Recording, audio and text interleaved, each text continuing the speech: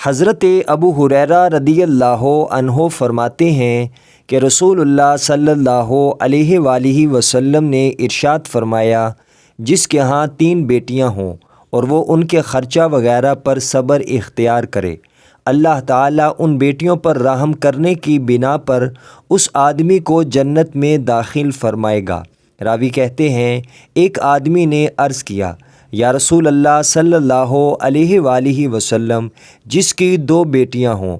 آپ صلی اللہ علیہ وآلہ وسلم نے فرمایا، وہ بھی جنتی ہے۔ ایک آدمی نے عرض کیا، یا رسول اللہ صلی اللہ علیہ وآلہ وسلم، اور ایک والا؟ آپ صلی اللہ علیہ وآلہ وسلم نے فرمایا، اور ایک والا بھی جنتی ہے۔ مستدرک امام حاکم، حدیث نمبر 7346۔ حضرت سراقہ بن مالک رضی اللہ عنہ فرماتے ہیں کہ رسول اللہ صلی اللہ علیہ وآلہ وسلم نے ارشاد فرمایا، کیا میں تمہیں سب سے بڑے صدقے کے بارے میں تمہاری رہنمائی نہ کروں؟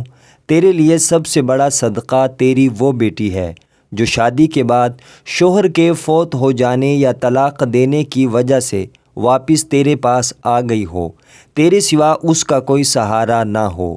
مستدرک امام حاکم، حدیث نمبر 7345۔